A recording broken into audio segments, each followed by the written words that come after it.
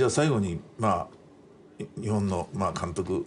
特に若い監督たちとからこれから監督になろう、これはまだいっぱいいるんですよ。いるの分かります、本当に。だからそういう人たちのために一言最後におっしゃってください。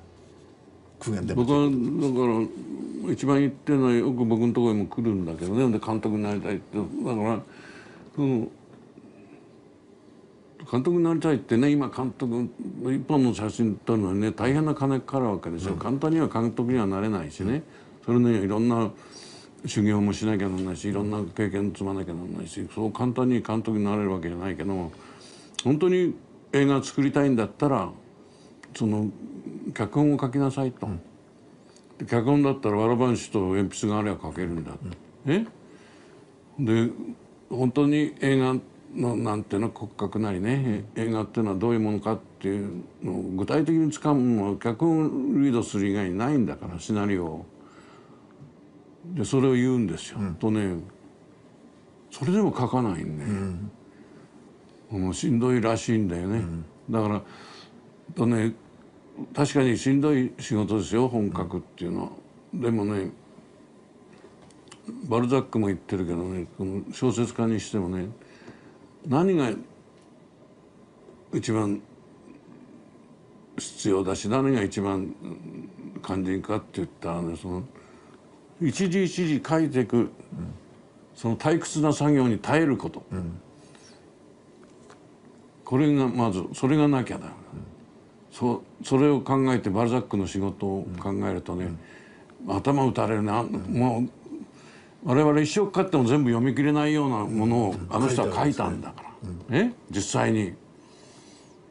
であの人の書き方知ってる？面白いんですよ。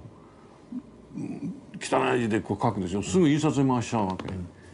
でねこんな大きな紙にこう1ページこのぐらい、でそれを出てくる印刷したら来るでしょ、それをこう全部直していくわけ、ほとんど前に書いてあるのがないぐらい、でまたそれ印刷に回すんです。これはいい方法ですね。印刷は大変だろうと思うけど、だからあんだけのもの書けたんだね、あれ。それも一つの秘密かもしれないけどね、やっぱり一番あれはその耐えることですよ。その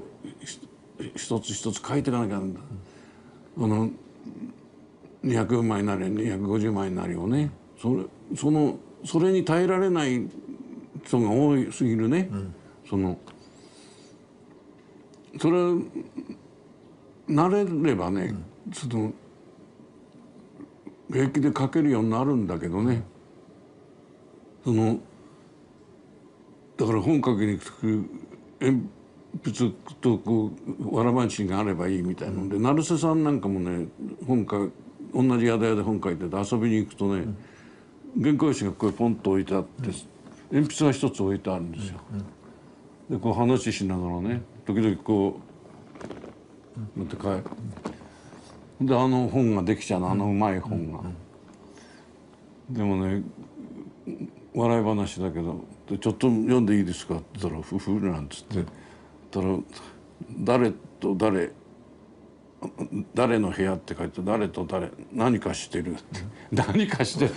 成瀬はねその本でいいわけよ、自分がやるんだから。それを考えてそこで書く必要はないからね、何かしてるって。でもあれはこう癖っていうか平均で書けるようにならないと、退屈な作業が。でその一日黙って朝から座って少なくともね23枚は書けるよ、どうあれしたって。それ積み重ねてきゃね何百枚になるわけでしょ。でそのコツがね分からないんだと思うんですよ。すぐ最初お芝居が早くそこ行きたいと思ったりするからね。だから山へ登る時にね一番先に言われるのは頂上を見るなって言うんですよ。足元を見て歩けって。みんなそうよ。であれコツコツコツコツ上がっていくうちに上行くんでね、上見てたらねくたびれちゃって。それと同じじゃないかしらね。だからやっぱり書くためにはそれに慣れることだし、そういう苦痛であることを苦痛でないように、それがもう習い性になるように努力しなきゃなんないしね、どうもね大抵投げ出しちゃうんだよね。でね、助監督なんか言ってんだ、いっぺんでも本投げ出したらおしまいだぞって言うんですよ。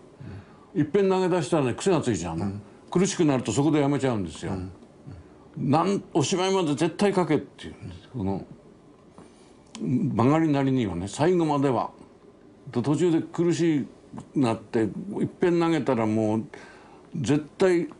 ダメだぞと、なんか苦しくなっちゃうと投げちゃうんですよね。で今のね人たちはね本を読んでない、ロシア文学なんかちゃんと読んでる人いないんじゃないですか。これはやっぱりそれをやっぱり全部ある程度読んでい